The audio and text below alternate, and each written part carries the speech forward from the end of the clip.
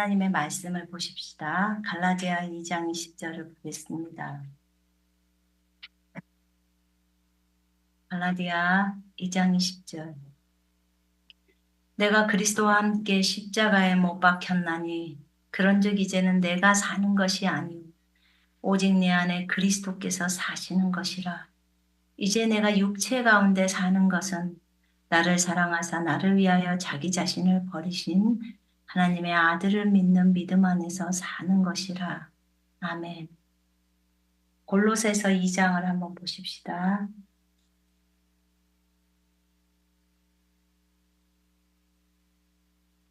골로새서 2장 15절. 통치자들과 권세들을 무력화하여 드러내어 구경거리로 삼으시고 십자가로 그들을 이기셨느니라. 다시 한번 읽습니다. 통치자들과 권세들을 무력화하여 드러내어 구경거리로 삼으시고 십자가로 그들을 이기셨느니라. 아멘. 그리스도인들은 이미 죄에 대해서 죽은 자들입니다. 그렇죠? 죄에 대해서 죽었습니다. 그 다음에 세상에 대해서도 세상도 십자가에 못 박혔습니다. 분명히 갈라디아 5장에 나와 있습니다. 그리스도께 속한 사람들은 육신을 그 열정과 정욕과 함께 십자가에 못 박았다고 말합니다. 십자가에 못 박았습니다. 또 그렇게 말씀하시죠. 6장에 보면 6장 14절에 그러나 나에게는 우리 주 예수 그리스도의 십자가 외에는 결코 자랑할 것이 없나니 그로 인하여 세상이 나에게 십자가에 못 박히고 세상이 나에게 십자가에 못 박히고 나도 네. 육신은 십자가에 못이 박혀 있습니다. 그 다음에 세상도 십자가에 못 박혀 있습니다. 또 마귀에 대해서는 성경에서 뭐라고 말하죠? 십자가로 이겼다고 말합니다. 정사와 권세를 무력화시키고 십자가로 그들을 이겼다고 그렇게 2장 15절에 말하죠. 정사들과 권세들을 벗겨내어 그것들을 공개적으로 나타냈다고 말합니다. 그리고 십자가로 그들을 이기셨느냐. 정사의 영들, 권세의 영들을 십자가로 이겼다고 합니다. 그럼 결국은 십자가는 승리군요. 예, 십자가는 승리였습니다. 예수님이 짊어지셨던 그 십자가가 승리의 십자가였습니다. 십자가는 죽음이라고도 표현합니다. 우리가 거기에 못 박혀져 있는 상태, 그래서 죽음이라고도 표현하지만 결국은 내가 죽을 때 쓴다는 것을 발견하게 됩니다. 주님의 승리는 우리의 승리입니다. 요한일서 4장 17절에 따라서 우리가 이미 주님의 승리의 기반 위에서 싸운다는 말들을 많이 하죠. 그래서 결국은 주님이 다 승리해 놓으신 것입니다. 그렇다면 결국은 우리 또한 주님이 십자가로 이기셨는데 그렇다면 우리 또한 날마다 자기를 부인하고 십자가 지는 삶을 통해서 마귀를 이기는 삶, 날마다 승리를 선언하는 삶을 살게 되는 것입니다. 십자가의 삶은 자기를 내어주는 삶은 결국은 승리의 삶이구나. 단순히 나는 죽었어, 죽는다, 이 생각만 할 것이 아니라, 날마다 내가 승리하는 삶으로 이끌어지기 위해서는 그러면 내가 나를 내어주는 삶이 필요하구나. 골로새서 2장 15절에 보면은 십자가로 그들을 이기셨다고 했기 때문에 예수님이 이기신 그 싸움에서 우리는 그 기반 위에서 싸우는 건데요. 그렇다면 예수님의 승리가 우리의 승리이고 예수님이 승리하셨기 때문에 우리도 우리 자신을 내어주기만 한다면 그러면 내 육신적인 것을 죽음에다 내어놓기만 한다면 나는 승리구나 라는 것을 이 말씀을 통해서 발견할 수 있습니다.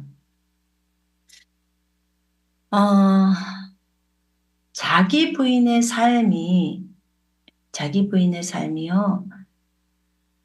그게 쉬운 것은 아니지만 주님을 따라갈 때 기쁘게 자기 육신적인 거, 세상을 추구하는 거, 이런 것들을 이제 버리라는 거예요. 세상의 전통을 따라가거나 세상의 유행이나 풍조를 따라가는 거.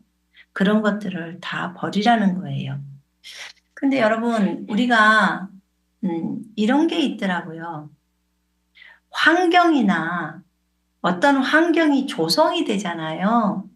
환경이 조성이 되고 조건이 맞춰지면 사람은 금방 나태해지고 느슨해지고 기도하는 것을 싫어하게 되고 성경 보는 것도 싫어하게 되고 세상의 것들을 따라서 추구하면서 걸어가는 게 사람들이 진행하는 그런 방법이더라고요.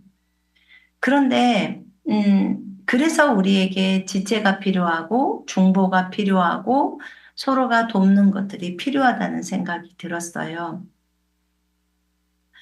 자기를 부인하는 삶. 제가 이 말씀을 묵상을 하면서 우리 다 알고 있어요. 자기를 부인하는 삶. 자기를 부인하면서 걸어가는 그 삶을 살아갈 때 우리는 실질적으로 우리 혼에서 거룩이 이루어진다는 것도 알아요. 우리가 베드로전서 1장 22절의 그 말씀 안에서 보면 그렇게 나오잖아요. 너희가 진리에 순종할 때 혼이 정결하게 되고 혼이 거룩하게 되고 그죠? 가식 없는 형제 사랑 그 영 안에 있는 아가페 사랑 그 형제 사랑이 몸 밖으로 나온다는 거예요. 하나님의 생명이 하나님의 능력이 몸 밖으로 나온다는 거죠. 성령의 9가지 열매가 우리 몸 밖으로 나온다는 거죠. 어쩔 때 하나님의 말씀에 순종할 때 근데 하나님의 말씀을 순종을 하려고 하다 보면 할 때 가장 걸림돌이 되는 게 뭐냐면 우리의 생각이 우리의 생각 이 생각이 성경과 어긋난 생각들이죠. 성경과 반대적인 생각들. 내 생각과 성경의 생각이 다를 때 우리는 성경의 생각을 따라가라고 했습니다. 내 생각을 따라서 가지 말고 성경의 생각을 따라서 걸어가라고 했어요. 그런데 내 생각이 그렇게 견고해져서 생각을 버리지를 못하고 내 생각을 따라서 내 육신의 생각을 따라 그렇게 갈 때 이제 갈등이 일어나죠. 그때 필요한 게 자기를 버리라는 거예요. 자기 부인이라는 말은 부인 그게 아니 불자에 인정할 인자거든요. 그러면 자기를 어, 자기를 인정하지 않는다. 자기 부인이에요. 이제 그 말을 중국말로 하면 자기를 버린다. 그 말이거든요. 자신의 육신의 생각을 버리라는 거예요. 육신의 감정을 버리라는 거죠. 그랬을 때 그러면 자기의 육신의 생각을 버려야지만이 기본적으로 그 말씀을 지킬 수가 있어요. 내 육신의 생각이 지금 기쁘지 않아요. 육신의 감정이 기쁘지 않죠. 기쁘지 않는 이유는 이런 것들 때문에 기쁘지 않아요. 누구랑 싸워서도 기쁘지 않고 그 다음에 환경에서 어려움이 있기 때문에 기쁘지 않아요. 그런데 주의 말씀은 항상 기뻐해라 라는 주의 말씀이 있어요. 근데 항상 기뻐하라고 주님이 말씀을 하는데 나는 그 말씀에 순종할 수가 없어요. 그러면 진짜로 그 말씀에 순종할 수 없는 이유가 무엇일까? 내 생각 때문이에요. 내 감정 때문이에요. 내 생각이 하나님의 말씀에 설득되지 못한 거예요. 내 감정이 하나님의 말씀에 설득되지 못한 거예요. 그러니까 내 생각이나 내 감정이 하나님의 말씀보다 더 훨씬 우위에 서 있는 거예요. 훨씬 높이 있는 거예요. 그럼 뭐예요? 내 생각이 벌써 우상의 자리에 있는 거죠. 하나님의 말씀보다 더 높아져 있는데.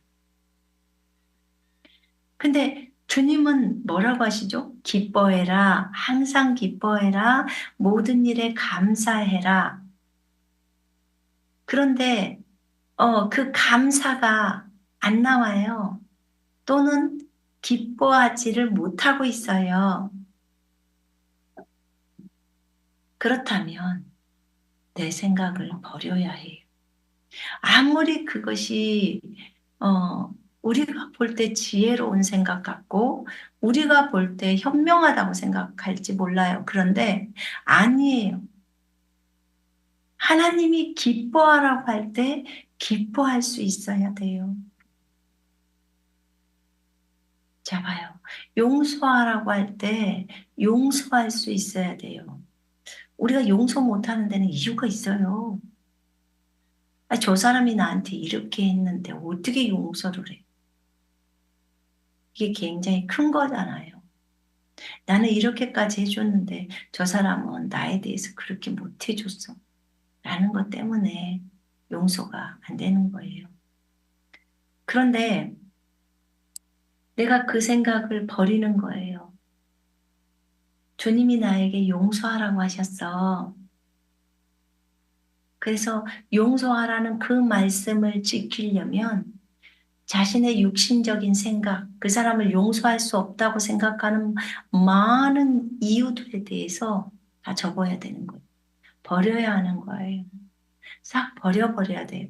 기뻐할 수 없는 난 이것 때문에 기뻐할 수 없고 난 저것 때문에 기뻐할 수 없고 이것도 버려야 돼요. 기뻐할 수 없는 거. 그러면 그 부분을 버려버리는 거예요. 내려버리는 거예요. 쉽게 말하면 용서할 수 없고 기뻐할 수 없는 나를 죽음에다 넣어버리는 거예요. 그럴 때, 그랬을 때 진리에 순종할 수 있어요. 그러니까 자기를 부인하다, 자기를 버린다, 자기를 버리지 않고서는 하나님의 말씀을 죽었다 깨나도 실천할 수가 없어요. 하나님이 원하시는 온전하게 적용시키는 그것이 될 수가 없어요. 그래서 우리를 꺾어버리고 우리를 죽음에다 넣어버려서 하나님의 말씀에 순종하려고 따라가는 거예요.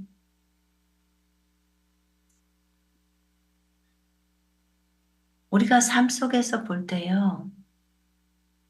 참 용서할 수 없는 사람들이 많이 있죠. 용서할 수 없는 사람들. 또 욕심쟁이들도 되게 많잖아요. 제가 여기 와보니까, 터키에 와보니까, 어, 터키 터키 사람들 좋은 사람들도 많이 있어요. 근데, 어, 저희를 어렵게 하는 사람들도 있잖아요. 저희가 여기 와가지고 처음에 어, 그 집을 구하는데 부동산 비용을 안 들으려고 또 그 주인이 부동산에 그 집을 내놓지 않았기 때문에 저희가 거기에다 계약을 했어요. 처음에 계약을 해서 돈이 보내졌어요. 그리고 이제 계약을 파기할 때는 그 돈을 돌려주기로 하고 그랬단 말이에요. 그런데 세금이 너무 비싸다는 이유 때문에 그 주인이 저희가 파기를 한 게 아니고 그 주인이 계약을 파기했어요. 저희한테 세금을 다 내주라는 거예요. 자기네 세금까지. 우리는 우리 세금만 낼게. 너희는 너희 세금만 내. 이렇게 했다가 정말 많은 부분을 양보를 했지만 요구가 더 커졌어요. 그래서 우리가 더 이상은 해줄 수 없어 라고 얘기했어요. 근데 여기 사람들은 기본적으로 지금까지의 삶이 그것에 대해서는 거짓된 삶을 살아왔어요. 전체 국민의 대부분이 그래요. 그래서 만약에 1억짜리 집이다 그러면 1,000만 원에 샀다고 신고해요. 그렇게 해서 세금을 안 내려고. 근데 안 그러면 5년 이상 된 집은 이제 세금이 안 내도 되고요. 그래서 기본적으로 사람들이 그렇게 삶을 살고 있더라고요. 근데 저희가 정직하게 이렇게 우리는 만약에 1억에 샀으면 1억에 산 걸로 그대로 기재해 주세요. 세금도 그대로 낼 거예요. 당신이 물을 세금은 당신이 물고 내가 물을 세금은 내가 물는 거예요. 그렇게 계약을 했는데 실질적으로 계약을 하고 나서 서류를 이제 정리하면서 진행을 하려고 하는데 감정평가랑 받으려고 하는데 삐걱거리기 시작하는 거예요. 왜냐하면 세금이 너무 비싸게 매겨진 거예요. 자기네도 물론 처음에 그렇게 많이 나올 줄은 몰랐대요. 근데 세금이 1억 가까이가 나와니까요. 그래서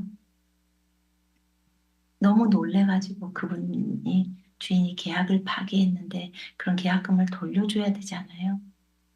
계약금을 저희가 한 4만 원, 4만 리라, 그러니까 한 170만 원 정도, 한국 돈으로 170만 원 정도를 못 돌려받았어요. 근데 이분들이 부유한 분이거든요.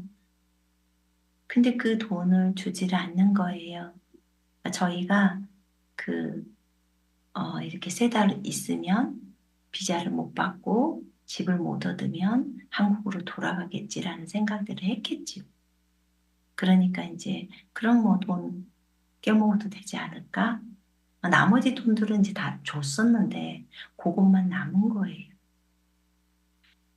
그러니까 이런 모습들을 보면서 어, 변호사는 저한테 변호사 선임을 해서 제, 그걸 재판하자고 하더라고요. 근데 아는 변호사 아시는 분이 계셨는데 그래서 그렇게 하면 계약을 그쪽에서 파기했기 때문에 몇 배의 계약금을 우리가 받을 수 있다는 거예요. 근데 하나님께서 그걸 원하시지 않죠. 왜냐하면 고린도전서에 물론 그 사람들은 불신자고 무슬림들이에요. 내가 크리스찬이라고 분명하게 말했습니다. 그러면 그들이 또 볼 거 아니에요. 예수님 믿는 사람들은 어떻게 행동하는지도. 그래서 제가 그랬어요.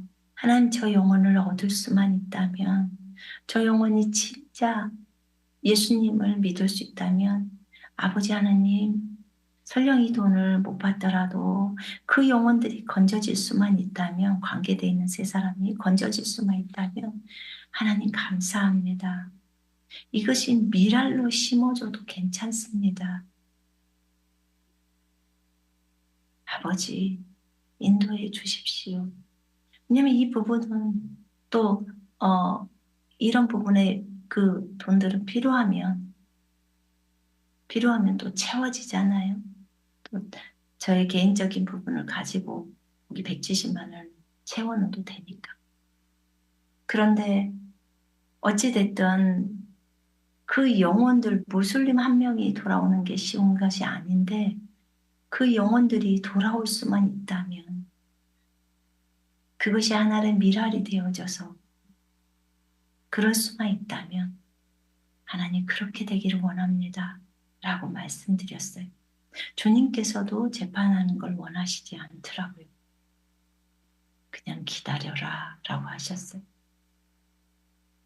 근데 처음에는 굉장히 친구처럼 그렇게 했지요. 이제 다 남자들이니까 저희 남편이랑 통화를 하고 하죠. 근데 그러면서도 돈에 대해서는 그렇게 하는 모습들을 볼 때 우리가 속상할 수 있잖아요.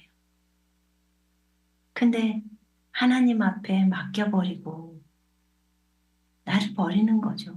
그들하고 싸워야 될 이유도 없고 변호사는 그것을 법적으로 하면 분명히 몇 배는 받아낼 수 있다고 얘기를 했어요. 근데 내가 이 땅에 그들의 돈을 먹으려고 온 게 아니잖아요. 그들에게 복음을 증거하고 어떻게든지 그들을 도우려고 오죠. 근데 그것 때문에 내가 주님 앞에 기도를 했어요. 하나님, 제가 이럴 때는 어떻게 해야 하는 건가요? 라고 물었어요. 물론 알아요. 주님이 송사하는 거 하지 말라고 하실 걸 제가 뻔히 알아요. 그런데 주님은 어떻게 하기를 원하세요? 그때 주님의 대답은 이거였어요. 내가 너를 위해서 나를 주었다. 내 생명을 주었다. 너를 살리려고 너를 위하여 나를 주었어. 내가 생명조차도 다 주었는데 그 170만 원을 그들에게 못 주겠느냐? 맞아요, 주님. 맞아요. 생명조차도 내주어야 할 판인데 그걸로 그분들을 어렵게 하진 않을 거예요. 대신에 주님께서 그분들에게 사인을 주시고 알려주세요. 이렇게 맡겼어요.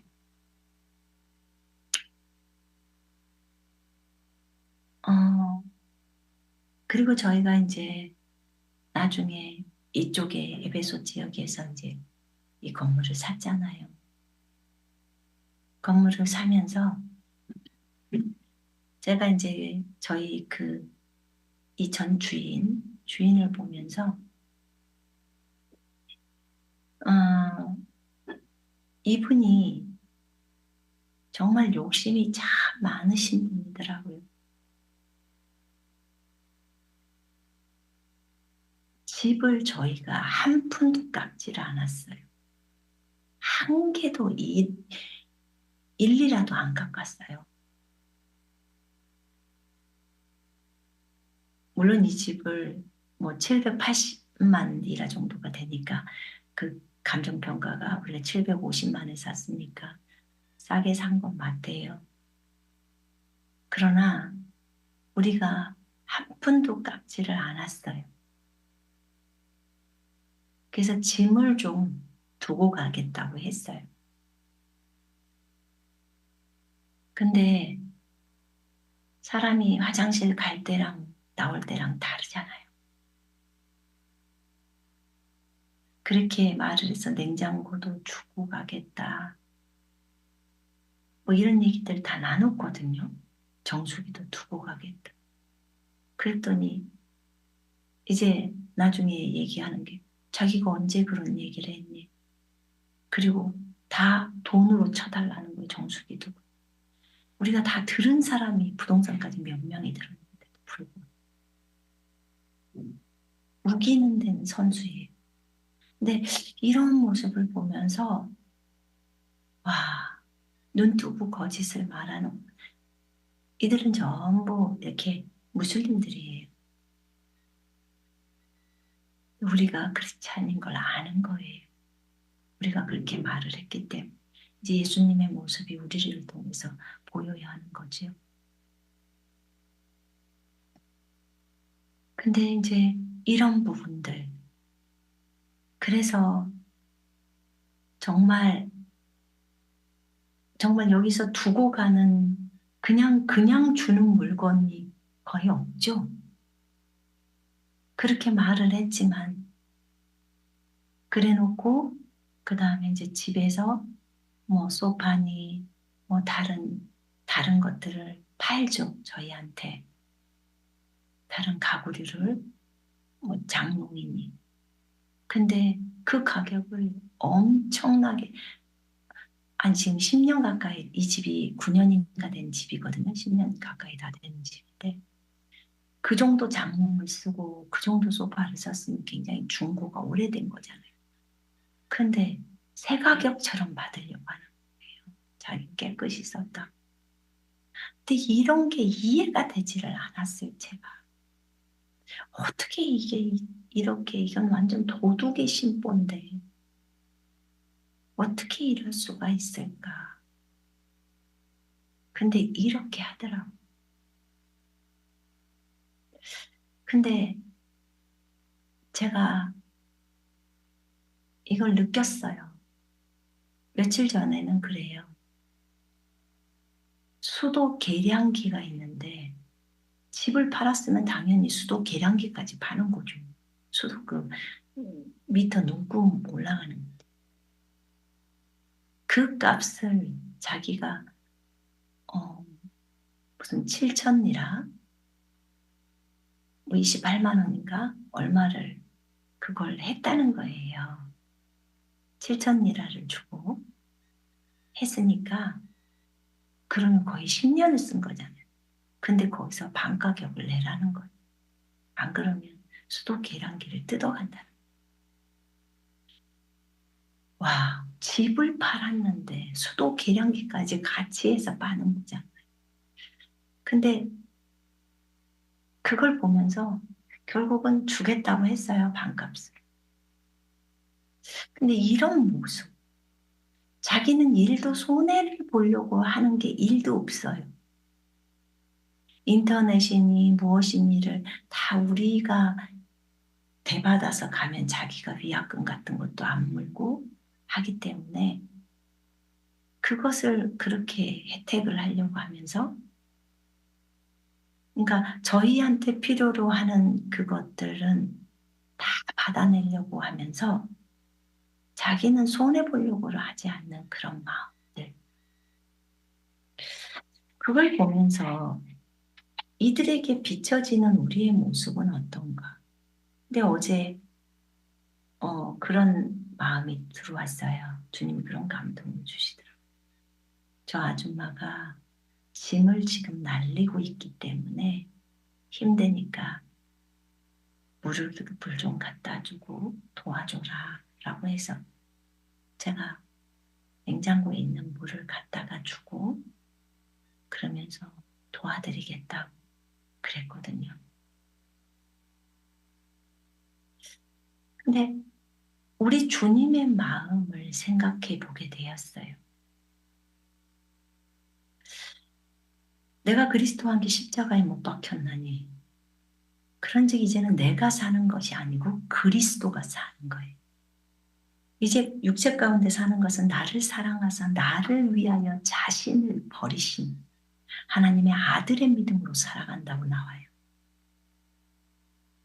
물론 하나님의 아들을 믿는 믿음도 맞고요. 하나님의 아들의 믿음으로 간다고 직역성경에 나오죠. 직역. 그것도 맞습니다.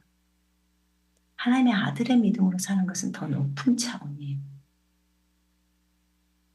그러면 하나님의 아들을 믿는 믿음으로 사는 것, 이 부분을 좀 생각해 보십시다, 오늘은.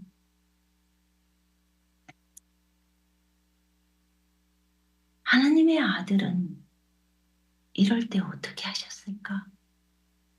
더 이상 내가 사는 것이 아니고 그리스도가 산다는데 나는 저 사람을 도와주고 싶지 않고 나는 저 사람에 대해서 속상할 수 있어요. 그런데 그리스도께서는 그를 불쌍히 여기시더라고요. 돈의 욕심이 팔려서, 돈의 마음이 팔려서 복음을 전했는데 저랑 같이 저를 도와줬던 선생님이 같이 얘기하면서 복음을 전했는데 자기는 무슬림이 제대로 잘 안 믿고 있지만 그래도 알라는 있다고 믿는다고 얘기를 해요. 근데 예수님을 받아들이질 않아요. 독일에서 유학까지 했던 사람인데. 근데 어찌됐든 복음이 전해졌어요. 근데 예수님은 그분을 불쌍히 여기더라고요. 불쌍. 왜냐하면 예수님의 자비로 살아라. 하나님의 아들의 믿음으로 살아라 할 때 거기를 하나님의 아들이 예수님이니까 예수님의 사랑으로 살아라. 예수님의 긍휼, 자비로 살아라. 예수님의 지혜로 살아라. 예수님의 능력으로 살아라. 지금 무슨 말인지 아시겠죠? 그러면 더 이상 네가 사는 게 아니야. 내가 사는 거야. 그러니까 나를 의지하고 내가 말한 대로 사는 거야. 왜냐? 너를 통해서 내 인생을 살아가는 거야. 남들이 볼 때는 네 인생이야. 그런데 너는 알잖니? 이것이 네 인생이 아닌 내가 이 땅에서 오래도록 사는 삶을 늘리는 거죠. 주님의 삶이죠. 너의 육체를 입고 그렇게 사는 삶이라는 거예요. 그러면 주님은 그 아줌마를 불쌍히 여긴다고 했어요. 긍휼히 여긴다고 했어요. 그러면 네가 사는 삶이 아니고 예수님이 사는 삶이기 때문에 그걸 긍휼히 여기는 마음을 넣어주는 거예요. 긍휼히 여기는 마음. 맞아요. 그래서 물도 갖다 주고 음료수도 갖다 주고 도울 수 있다면 도우려고 하고 그렇게 하는 거예요. 근데 그것은 내 마음이 아닌 예수님의 마음이에요. 왜냐면 너는 십자가에서 죽었잖니. 넌 십자가에 못 박혀 있지 않느냐. 네가 사는 게 아니야 더 이상.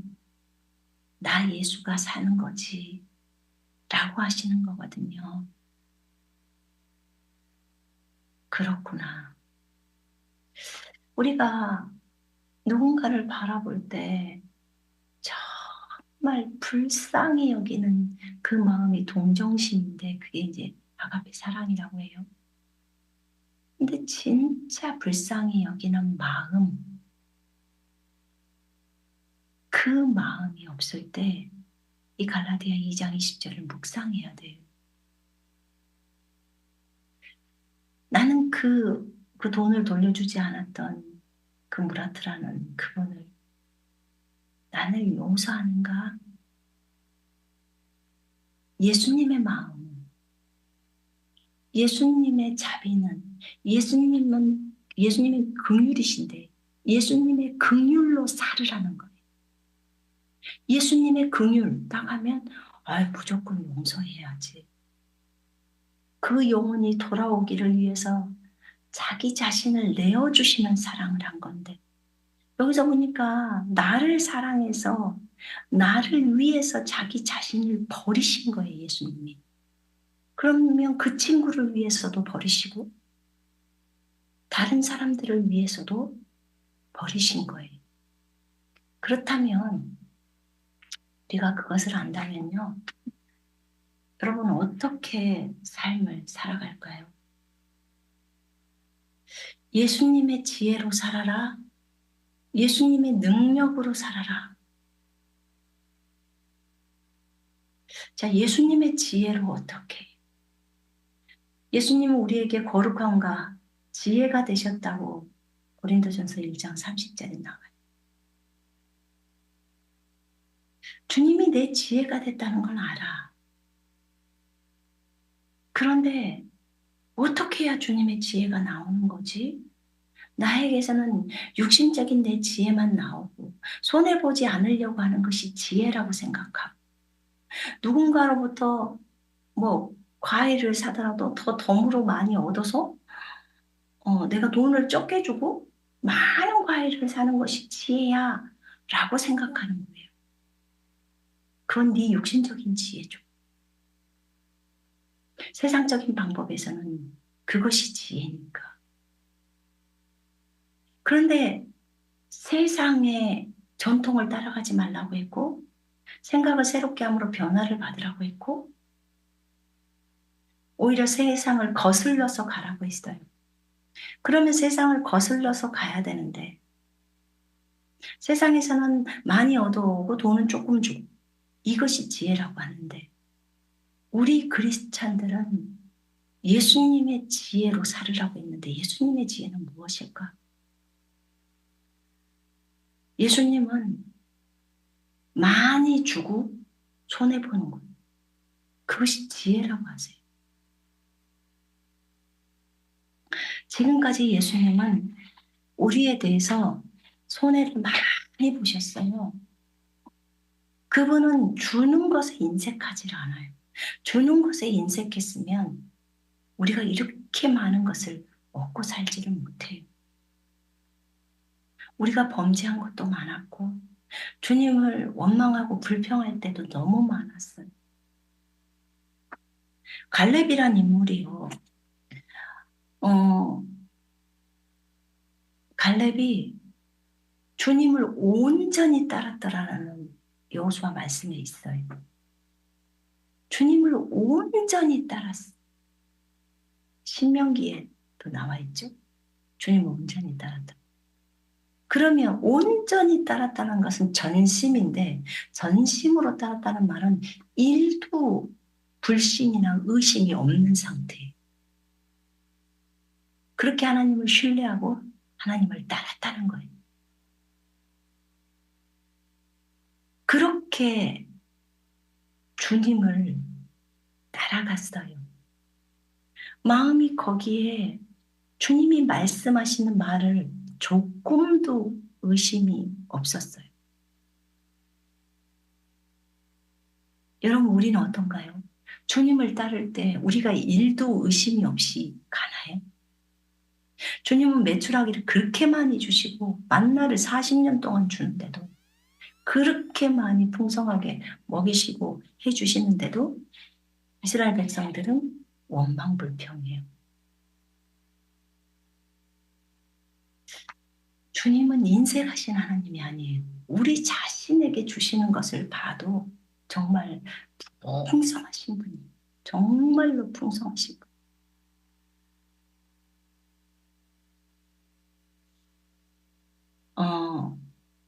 이런 상황들을 보면서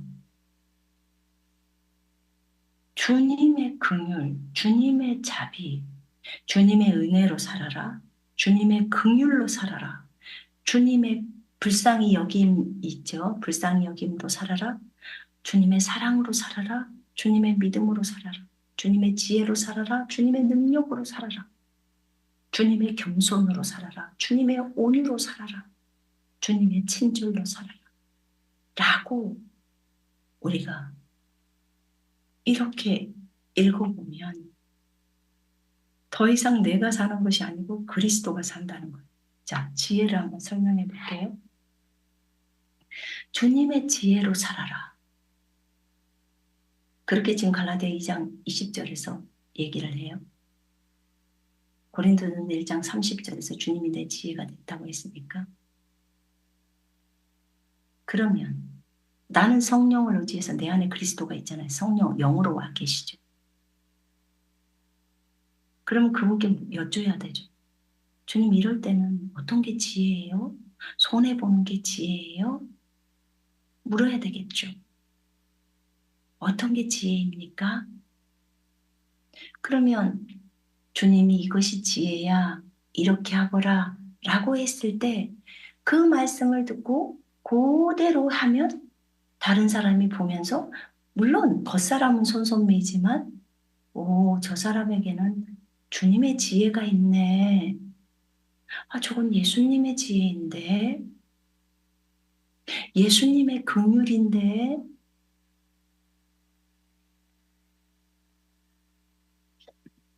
그분을 의지하고 그분을 힘입어서 그분의 도움을 받아서 그분이 말하라는 것을 말하고 그분이 행동하라는 것을 행동할 때 다른 사람이 오, 예수님의 지혜가 저분을 통해서 나오는구나를 발견하는 거예요.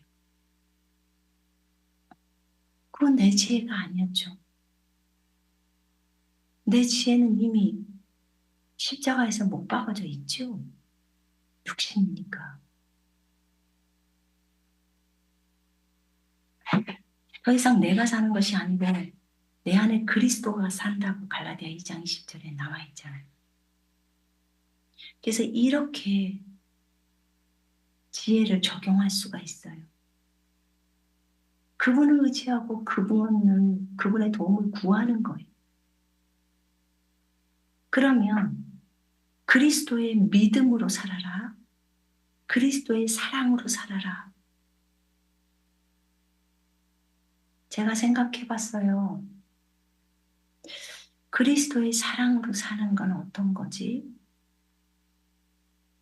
이 영혼을 포용해라. 받아들여라. 너를 욕하는 저 사람도 받아들여라. 너에게 무엇이라고 하는 그 사람도 용납해라. 라고 주님이 하실 때 이렇게도 생각해봐. 그 말이 나는 못 들어요. 잘 들을 수가 없어요. 음성 듣기를 잘 못해요. 그러면 성경으로 가요. 왜냐하면 성경 말씀에 나와 있어요. 하나님의 사랑이 우리에게 부어졌고 주님은 뭐라고 그래요? 그 영혼을 위해서도 죽었다고 했기 때문에 포용해야 되는 거예요. 물론 각자가 처해 있는 그 수준, 나의 수준이 5살이야. 그러면 5살 수준에서 하나님의 사랑을 받아들이죠. 근데 성경 자체에서는 5살에게만 먹는 말씀이 있는 게 30살도 먹을 수 있는 말씀이 있어요. 그럼 5살이 30살 하려면 진짜 어려거든요. 너무 어려워요. 막 얹히는 것 같아요. 그 말을 소화를 못해서. 난 도저히 못해요. 그 사람을 그렇게까지 사랑할 수 없어요. 그런데 그래서 성령의 음성을 들으면서 각자의 수준에 맞게 하라고 하는 거예요. 그런데요. 최종적으로 내가 커야 될 나이가 30살이라고 한번 생각해 봅시다. 그러면 처음부터 하나님의 말씀을 그렇게 실천해 가다 보면 벌써 30살이 해야 될 부분들을 진행을 처음에는 어렵겠지만 계속 말씀만을 따라서 진행하다 보면 어느새 이제 30살이 할 수 있는 그 사랑도 실천하는 거예요.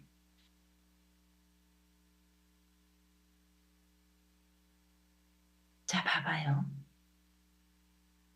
우리가 영적인 단계들이 있잖아요. 어린아이도 있고 청년도 있고 뭐 아비도 있고. 그런데 이런 사람들이 성장을 주님을 알아가면서 성장해 간단 말이에요. 근데 말씀만을 붙들고 음성 듣기가 제대로 안 돼서 가는 사람도 가능해요.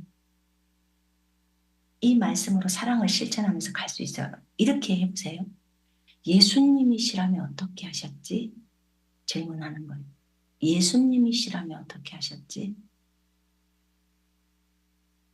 그러니까 내가 5살인데 5살 수준에서 나는 어떻게 하지? 이렇게 생각하지 마시고 예수님이라면 이럴 때 어떻게 했을까? 예수님이라면 당연히 그 사람을 위해서 죽기까지 하신다고 하셨으니까 다 포용했겠지. 불쌍히 여겼겠지. 마약을 하는 사람이나 술을 먹는 사람이나 술 주정뱅이거나 뭐 엄청 음란한 사람이거나 음행하는 사람이거나 그들을 바라볼 때 주님은 긍휼히 여기는 불쌍한 마음으로 그들을 바라보지 않겠습니까? 네가 나를 몰라서 그래. 네가 나를 안다면 네가 이런 삶을 살지 않을 거야. 돈에 매여가지고 완전히 돈을 우상시하면서 사는 사람들을 누군가가 그 사람을 손가락질하고 막 비평해도 주님은 그러기를 원하지 않으신다는 거죠.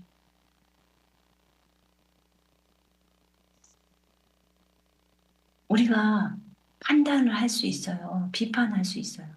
그런데 주님은 우리가 그를 비판하는 것을 원하지를 않으세요. 그걸 원하지를 않으신다는 거죠. 예수님이시라면 어떻게 하셨을까? 왜냐하면 네가 사는 게 아니고 방금 말했던 예수님이시라면 어떻게 하셨을까? 그 예수님이 네 속에서 인생을 살고 계시는 거야. 그분께 너를 내어드리는 거야. 양도해드리는 거야. 예수님, 주님이시라면 지금 어떤 것을 선택하실까요?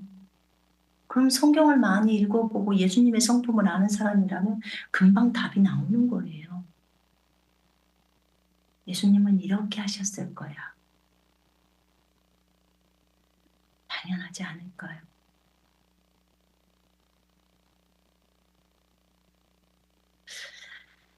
그게 우리 안에 계신 주님, 그분의 사랑으로, 아들의 사랑으로 살아가는 거예요. 네가 아들의 사랑으로 사는 건 그렇게 사는 삶이에요.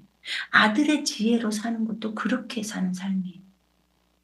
그분께 묻고 그분을 의지해서 주님이 말씀한 대로 행동하는 거예요. 그게 자기 부인의 삶이에요. 자신의 육신적인 생각들을 버리는 거죠. 이번에 비자를 하면서도 하나님의 은혜로 잘 나왔어요. 저희가 한 달 반 정도 지나서 여기 집을 본 것 같아요.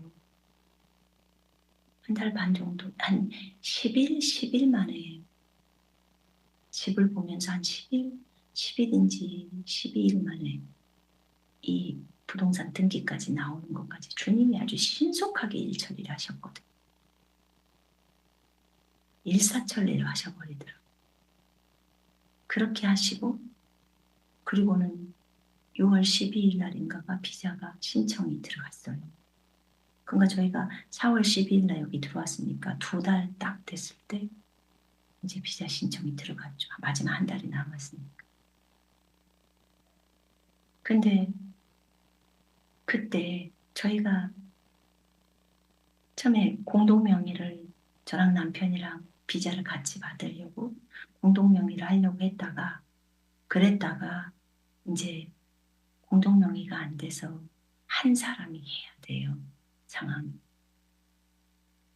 그런데 이 땅에 지금 7교회를 세우러 왔잖아요. 그러면 그 부르심이 있기 때문에 제가 명의를 써서 제 비자를 안전하게 해야 되는 게 맞아요. 그걸 제가 모르는 게 아니에요. 그래야 제가 여기서 일을 다 진행을 해야 되니까. 그런데 제가 여기서 다른 선생님들을 만나서 얘기를 들을 때 그런 얘기를 하시더라고요. 어떤 경우는 남자가 집을 샀는데 부인이 비자가 안 나버리는 경우도 있고 어떤 경우는 여자 명의로 샀는데 남편이 비자가 안 나와버리는 경우가 있었다는 거예요. 그 얘기를 설명해 주시면서 그래도 또 그런 얘기들을 나눴어요. 그러면서 그래도 또 남자가 했으면 여자는 나올 확률은 그래도 좀 있지 않겠냐 그런 얘기도 했었어요. 제 마음 안에 갈등이 일어났어요. 너무나 중요한 임무를 하러 여기를 왔는데 어떻게 해야 할 것인가. 근데 최종적으로 결론을 이렇게 냈어요. 남편 이름으로 하자. 왜냐하면 먼저 어, 남편이 비자를 받게 되면 아내는 이제 혼인증명서를 해서 비자를 남편 아래로 해서 비자를 받는 거예요. 근데 제가 주님께 여쭈었고요.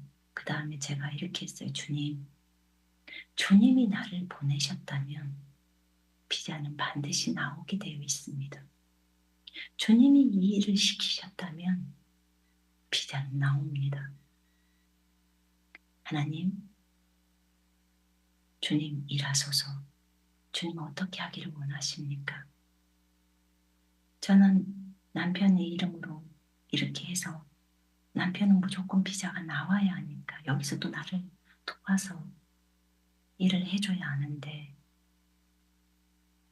그래서 남편이 비자가 나와야 되기 때문에 주님 남편의 명의를 해주고 명의를 가고 그 다음에 저는 혼인증명서로 해서 그렇게 해서 비자를 받겠습니다. 주님 생각은 어떠십니까? 주님의 생각대로 제가 할게요. 라고 했더니 주님이 그렇게 하라고 하셨어요. 그렇게 해서 남편은 1년이 나왔고 저는 6개월이 나온 거예요. 물론 6개월 이후에 또 연장을 하면 되는데 남편이 1년 정도 나왔으니까도 한 6개월 정도 또 연장이 되겠죠, 제게. 그리고 또 그 이후에는 더 많은 기간을 준다 하더라고요. 주님이 저를 이곳에 남기셔서 이 일을 시키려면 비자를 주셔야 하잖아요. 그걸 믿는 거예요. 근데 이것을 결정함에 있어서도 나를 버리지 않고서는 할 수가 없는 거예요. 주님이 막중한 일을 시키셨는데 그 막중한 일을 해나감에 있어서도 남편도 지체고 동역자잖아요. 그러면 이 부분에 있어서 함께 일해야 되잖아요.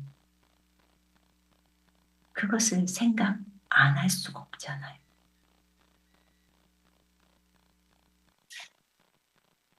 하나님께 감사드려요.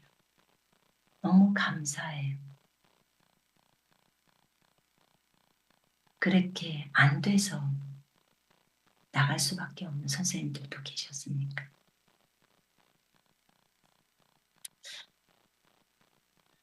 하나님은 모든 것을 합력해서 선을 이루시고요. 예수 그리스도의 사랑은 어떤 것일까? 자기 자신을, 그러니까 자기 자신을 나를 위해서 다 내어주신 분이에요. 그렇게 다 내어주신 분이 생명조차도 내어주셨는데 제가 비자할 때도 그거 생각했어요. 주님은 나를 위해서 자신의 생명조차 다 내어줬는데 나는 비자할 때 내 남편을 위해서, 육신의 남편을 위해서 생명조차도 내어줘야 하는데 지체들을 위해서 이 비자 부분에 있어서 그가 비자를 얻을 수 있도록 먼저 배려를 해야 하는 것이 그래, 그게 그리스도의 사랑이다. 그리스도의 긍휼이다. 라는 생각이 들었어요. 그리스도의 긍휼로 살으라고 했잖아요. 그리스도의 자비로 살으라고 했잖아요. 그래서 주님께서 또 비자를 받을 수 있도록 해주신 거잖아요.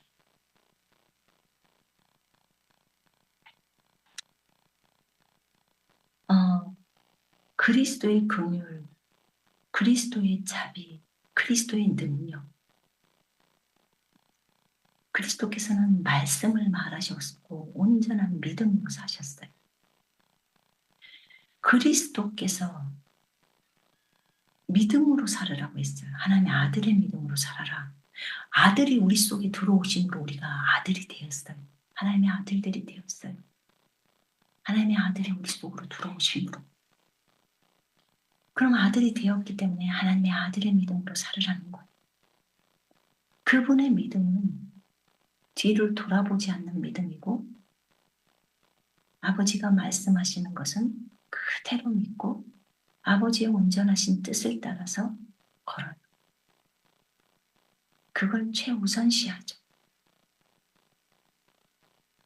우리가 주님이 채찍에 맞음으로 우리가 나음을 입었다는 이 말씀도 아들의 믿음은 일도 흔들리지 않는 믿음이에요. 일도 요동이 없는 믿음. 그냥 그대로 믿고 의심이나 불신이 일도 없는 상태. 그게 아들의 믿음이에요. 예수님이 하나님 아버지를 믿을 때 그렇게 믿었어요. 조금도 의심이 없어요. 아버지 항상 내 기도를 들어주셔서 감사합니다. 이렇게 말. 우리는 이 부분을 많이 묵상해야 돼요. 나에게는 1도 의심이 없는 상태인가? 하나님의 말씀을 지키려면 반드시 자기를 버리는 자기 부인의 삶이 있어야 된다고 했어요. 자기 생각을 버려야 돼. 그 말씀을 지키는 거예요. 순종할 수 있는 거예요. 그리고 순종할 수 있을 때 내 혼이 거룩해져요. 내 혼이 정결해져요. 혼이 거룩해지면 거룩해질수록 영에서 나오는 것은 엄청난 게 나옵니다. 혼이 정결하면 정결할수록 영에서는 능력이 더 많이 나가죠. 생명이 더 많이 나가죠. 결국은 거룩은 우리도 혼이 거룩해지는 거니까요. 그래서 그 영이 혼을 점령하게 만들죠. 그럼 자기가 점점 없어져 버리는 거예요. 오직 주님만 남게 되죠. 내가 가장 못 내리는 것들, 명예고, 사역이고, 비전이고, 부르심이고, 인기고, 다른 사람의 평가고, 다른 사람이 나를, 그래, 저 사람은 자기를 내려놓는 것을 잘하는 사람이야. 이런 걸 평가를 받고자 하는 그것을 내려버리는 거예요. 그래, 나는 다른 사람들로부터 칭찬을 받기를 원해 하는 그 칭찬받기를 원하는 그것을 버리는 거예요. 인정받기를 원하는 그것을 버리는 것.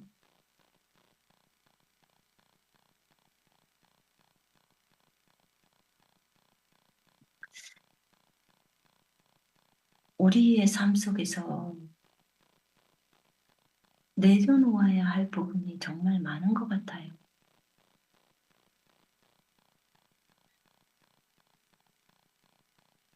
주님하고 나랑 가장 가까이 있고, 그리고 결국은 나 자신이라고 하는 자기 숭배까지도 내려버렸을 때 결국 주님만 남게 된다고 했어요.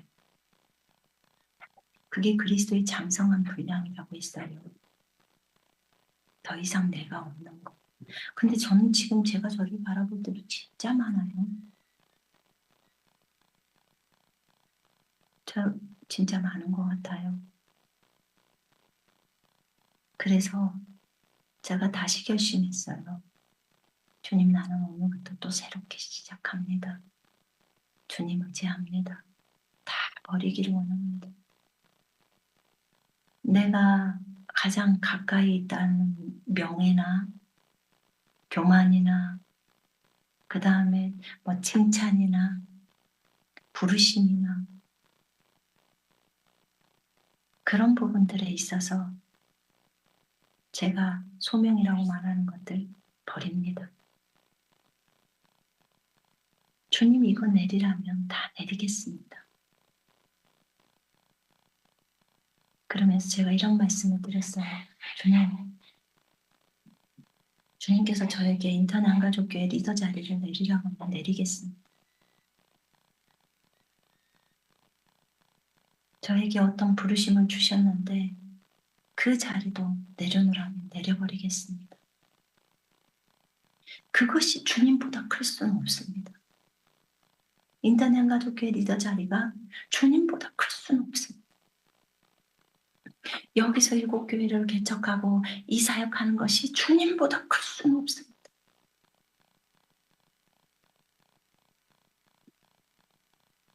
그 어떠한 사역을 저에게 맡기고 그 어떠한 위치를 저에게 맡겨도 주님보다 클 수 없어요.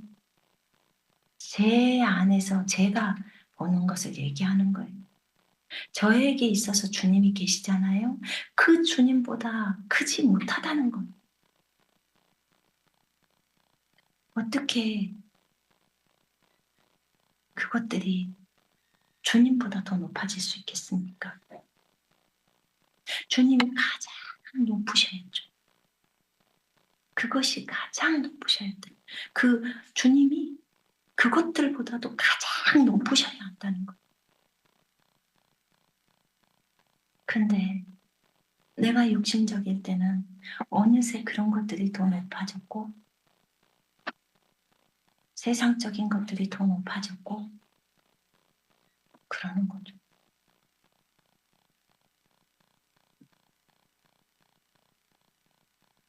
되게 부끄럽죠. 아직도 내 수준이 이 정도면 네, 정말 어리더라고요. 제가 저를 보면서도. 참 손석민은 어리다. 그래서 새롭게 시작하려고요. 하나님, 맞습니다. 우리는 오토기라서 또 넘어져도 다시 일어나면 되는 것이고 또 부족하면 지금부터 열심히 자기를 버리면서 가면 되죠. 그러나 자기를 버리면서 가는 것은 성령의 도움이 없이는 안 돼요. 성령의 빛이 비춰주기 전에는 자기가 어떤 것에 빠져 있는지도 모르고 내 안에 그런 욕심이 있었어? 그런 인간적이고 육신적인 게 있었단 말이야? 이해가 되지를 않죠. 이해가 되지를 않아요. 아유, 화장도 내렸고, 아유, 염색도 내렸으니까. 뭐, 아, 이만하면 많이 내린 거 아니야? 천만의 말씀이에요. 물론 많이 내렸죠. 그런데 상황과 환경이 주어졌을 때는 언제 그랬냐는 듯이 그럴 수도 있다 그 말이에요. 그래서 하나님을 꾸준히 따라가는 것이 너무 중요해요. 제가 주님께 이런 것을 여쭤본 적 있어요. 주님, 남편이 아내에게 화장을 요구하거나 무엇을 요구할 때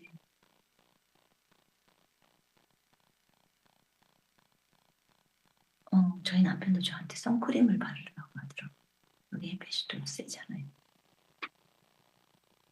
근데 남편이 요구를 할 때 그러면 그럴 때는 어떻게 해야 하나요? 주님은 저한테 이렇게 하라고 하셨는데 남편이 요구하면 해라 라고 하셨어요. 그럼 주님, 제가 알고 싶은 건 주께서 원하심이 무엇인지를 알고 싶어요. 네가 내가 원하는 게 무엇인지 알고 있다. 성경에 다 적어져 있지 않느냐. 너희를 단장할 때는 고요함과 정숙함으로 네 속사람을 단장하는 것이지 따은 머리나 뭐 머리카락 꾸미는 거나 뭐 이런 옷 꾸미는 걸로 하라고 하는 게 아니야. 네가 이미 알고 있지 않느냐. 네.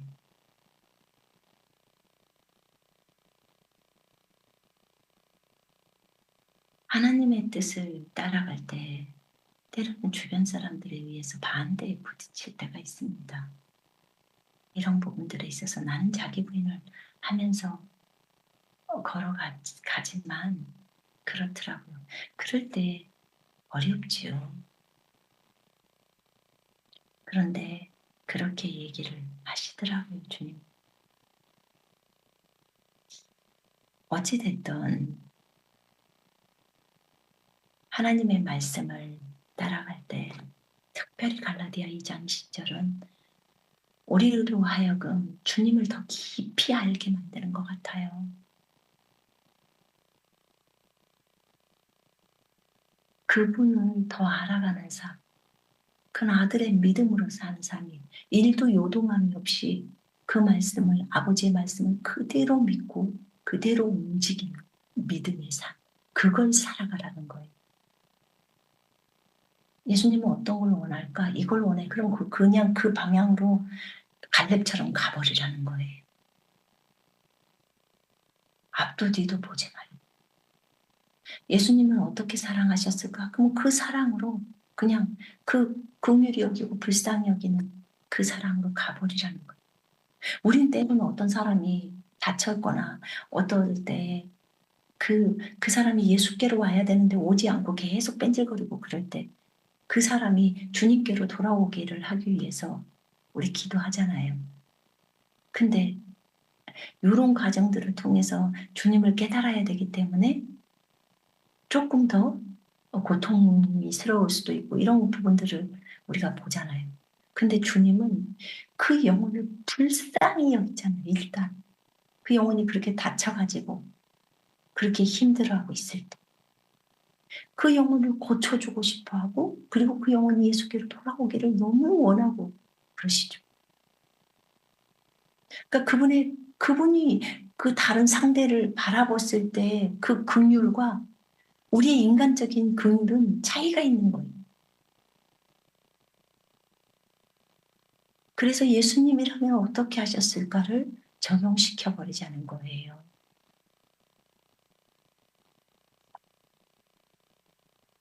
예수님의 지혜, 예수님의 능력 다 가능해요. 예수님의 겸손. 그분은 자기를 내리셨어요. 죽기까지 순종하셨어요. 저 하늘보다 가장 높은 위치를 버리고 내려와 버린 거예요. 근데 하나님이 우리에게 주시는 어떤 부분에 있어서의 그 부르심을 내려놓으라고 했을 때 우리는 벌벌 떨고 못 내려요. 근데 주님은 버리고 내려와 버렸는데 그러었기 때문에 우리를 살리실 수 있었던 거예요. 그럼 우리는 어떤가? 물론 부르심을 이룰 수 있도록 성령께서 일하십니다. 근데 주님이 그것이 우리에게 우상이 안 돼 있으면 내려놓으라고 안 해요. 근데 우상이 되어 있다면 내려놓음을 하라고 얘기를 합니다.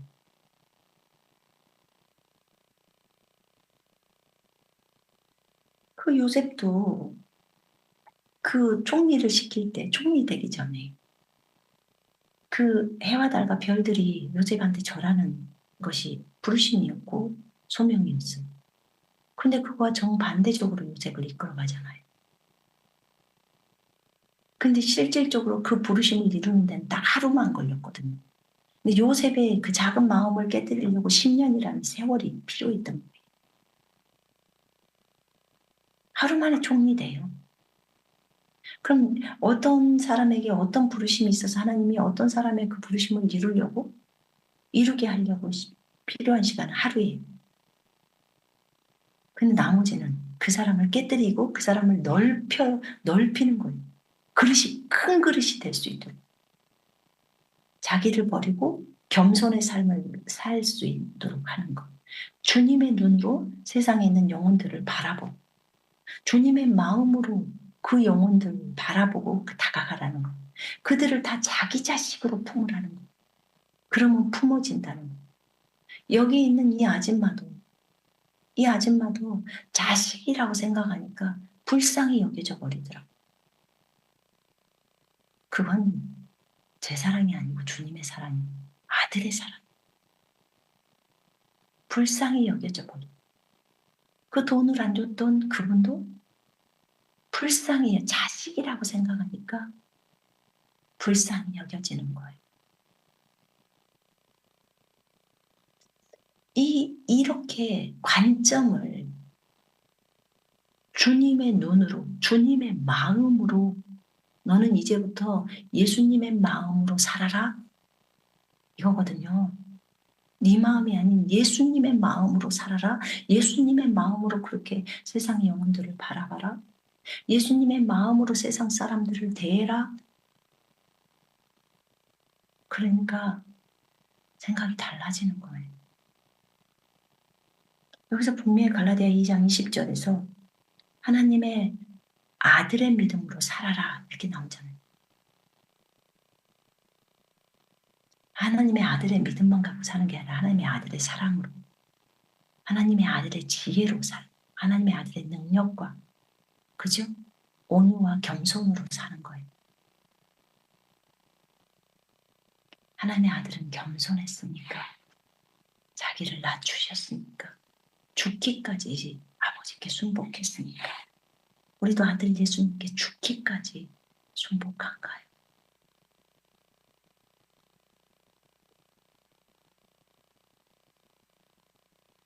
제가 이것을 보면서 하나님 앞에 회개 많이 했습니다. 할 것은 회개밖에 없더라고요. 그렇게 지체들을 사랑하지 못했고 내 힘으로 사랑할 수 있는 사랑이 아니었어. 어차피 너는 없어. 이미 십자가에 못 박혔어. 예수님의 사랑, 아들의 사랑으로, 아들의 긍휼과 아들의 온유와 절제로, 아들의 겸손으로, 아들의 섬김으로 그렇게 섬기고 사랑하는 거더라. 이게 그냥 두리뭉실한 말이 아니에요.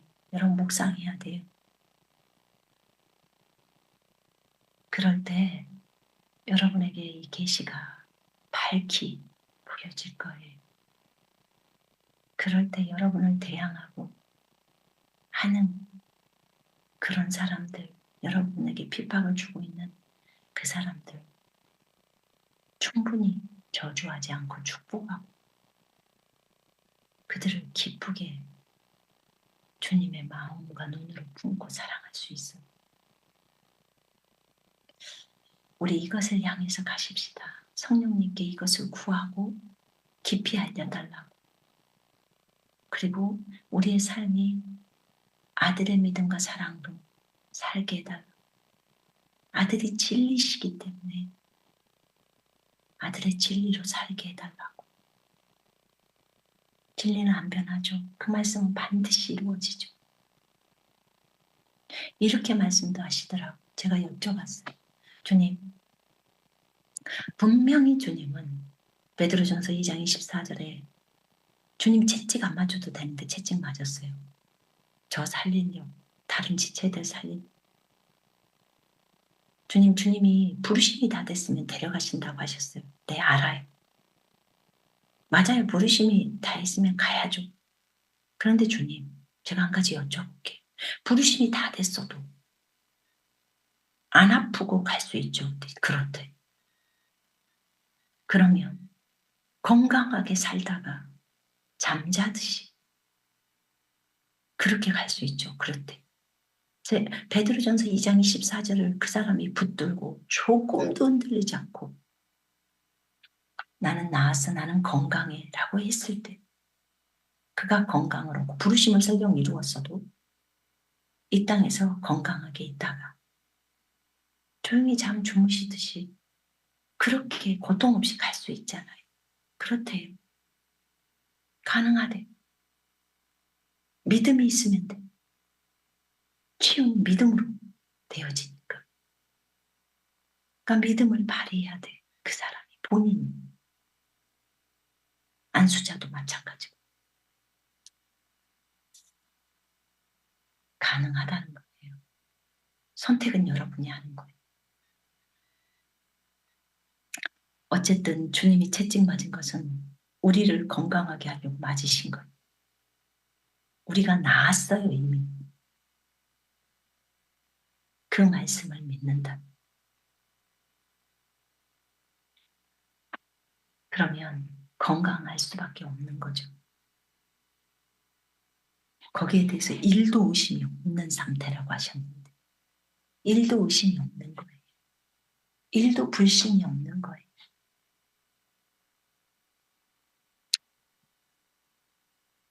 우리가 이걸 생각하면서 이제 나를 위해서 자신을 버리신 주님, 거기에서 저는 되게 감동이 많이 왔었어요. 나를 위하여 자기 자신을 버리신 하나님의 아들, 그분의 믿음과 사랑과 그분의 온유와 절제와 겸손, 친절, 그분의 지식과 그분의 능력으로, 그분의 지혜로 오늘도 살아가는구나. 그분이 사시는 거구나. 이것을 우리는 항상 생각하십시다. 남들이 볼 때는 여러분이지만 여러분이 생각하고 주님이 생각할 때는 주님의 인생을 여러분의 육체를 입으시고 그렇게 사신다는 거죠. 이 땅에서 그리스도인 나를 늘리는 거예요. 이사야서 53장 10절의 말씀에 따라서. 오늘은 여기까지 하겠습니다. 날마다 그리스도를 많이 묵상하십시다. 그분을 묵상하고 그분의 마음으로 사십시다. 그분의 눈과 또 전세계 영혼들을 자식으로 보면서 그렇게 붙고 걸어가시는 여러분과 제가 되기를 원하고, 우리는 없고 그리스도만 사는 그런 그리스도의 인생을 주님이 사실 수 있도록 기꺼이 내어드리는 여러분과 제가 되기를 예수 그리스도 이름으로 원합니다. 자, 기도하겠습니다.